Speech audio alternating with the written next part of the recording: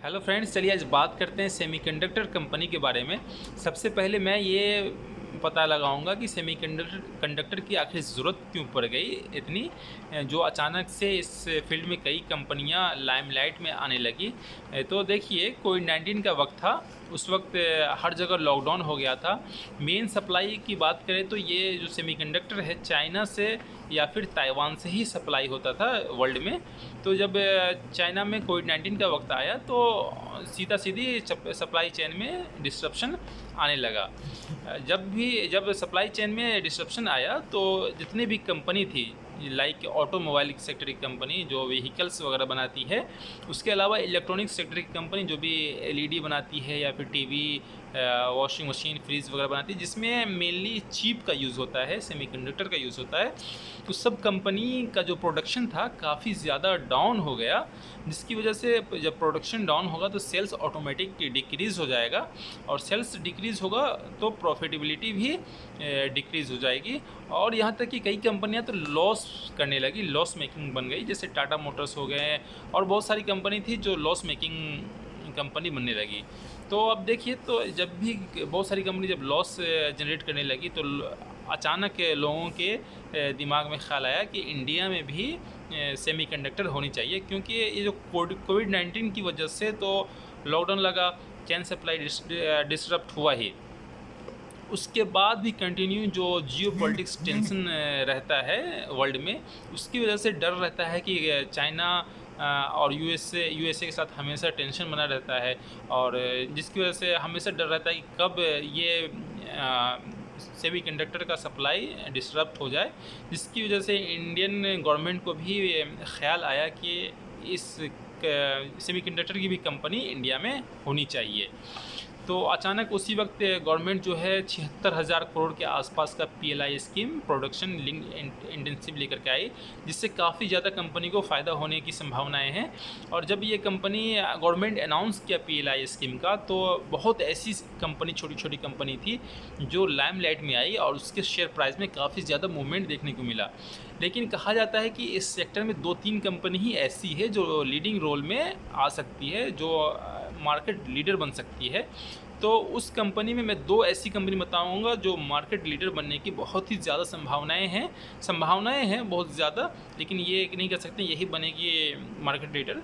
लेकिन वो जो कंपनी है काफ़ी ज़्यादा संभावनाएं हैं, बहुत ट्रस्टेबल ब्रांड है, इसलिए उसके मार्केट बनने की संभावनाएं कहा जा रहा है। और तीसरी ऐसी कंपनी बताऊंगा जो बहुत ही छोटी कंपनी है, लेकिन उसका भी काफ़ी ज़्यादा ग्रोथ होने की संभावना है, क्योंकि ऑलरेडी वो इस फील्ड में काम पहले से कर रही है। तो चलिए पहली कंपनी के बारे में बात करते हैं। तो उसका नाम है वेदांता लिमिटेड। देखिए, वेदांता लिमिटेड का जो ये है बिज़नेस है, ऑलरेडी डाइवर्सिफाइड है और काफ़ी अच्छी खासी अर्निंग भी करती है। तो इसका अगर बिज़नेस की बात करें हम, तो जो रिफाइंड ऑयल होता है, गैस होता है, ये सब का ये प्रोडक्शन करती है, प्रोसेसिंग करती है। इसके अलावा zinc, lead, silver, copper, aluminium के फील्ड में भी प्रोडक्शन करती है। इसके अलावा अगर दूसरी बिजनेस की बात करें तो जैसे देखेंगे आप पावर जनरेशन या ट्रांसमिशन, इसके अलावा स्टील का प्रोडक्शन, ये सब में भी वेदांता लिमिटेड का अच्छा खासा रोल माना जाता है। अगर प्रेजेंस की बात करें तो इसका लगभग 65% जो बिज़नेस है इंडिया से ही रेवेन्यू जनरेट होता है। इसके अलावा मेनली यूएई, यूनाइटेड अरब अमीरात और मलेशिया, इसके अलावा भी वर्ल्ड के अदर कंट्री से भी इस कंपनी को रेवेन्यू जनरेट होता है। तो बात करते हैं सेमीकंडक्टर के बारे में। तो इसे बताया जा रहा है कि वेदांता ग्रुप ने ताइवान की एक कंपनी है जिसका नाम है फॉक्सोन के साथ जॉइंट वेंचर की है, और लगभग $25 बिलियन का इन्वेस्टमेंट करने जा रही है, जो कि बताया जा रहा है कि इंडिया को दूसरा ताइवान बनाने का बात हो रहा है। यानी जिस तरह से ताइवान सेमीकंडक्टर का हब है, उसी तरह से इंडिया में भी ये इन्वेस्टमेंट करके इंडिया को भी ताइवान की तरह सेमीकंडक्टर का हब बनाया जा सकता है। तो ये बहुत ही अहम बात होगी कि ताइवान की कंपनी के साथ इन्होंने जॉइंट वेंचर किया है और इन्वेस्टमेंट $20 बिलियन का कर रही है। तो काफ़ी ज़्यादा सबसे बड़ी बात है कि इस कंपनी के पास ऑलरेडी कंपनी इस्टेब्लिश है और काफ़ी ज़्यादा एक्सपीरियंस है बिज़नेस के मामले में।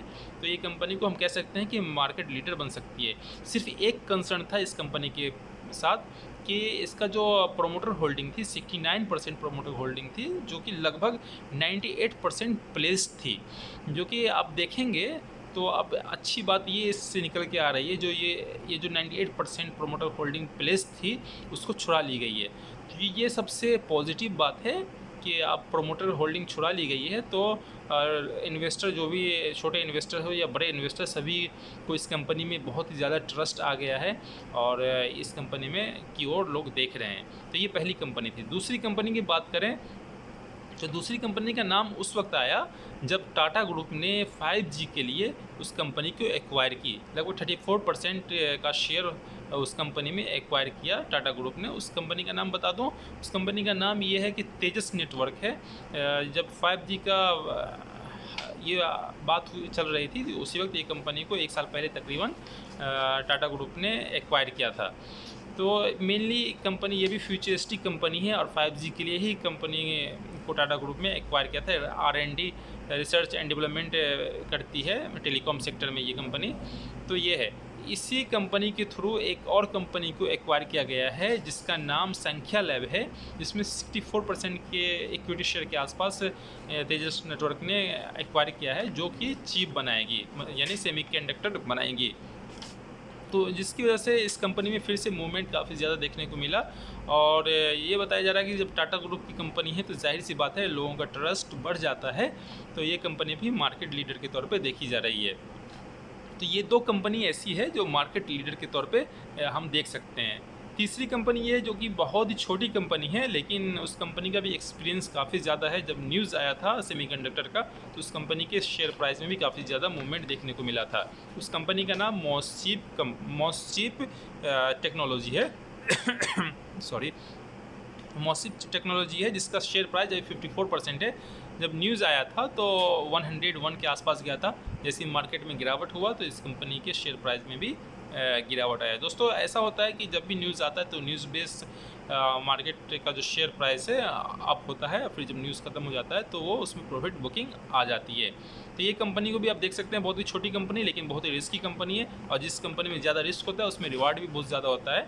तो अगर आप की रिस्क टेकिंग कैपेसिटी ज़्यादा है तो आप इस कंपनी में भी थोड़ा बहुत शेयर एक्यूमुलेट कर सकते हैं।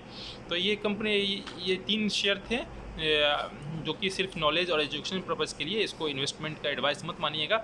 जब भी आप इन्वेस्टमेंट करें तो आप खुद की रिसर्च पे करें और अपने फाइनेंशियल एडवाइज़र से ज़रूर सलाह लें।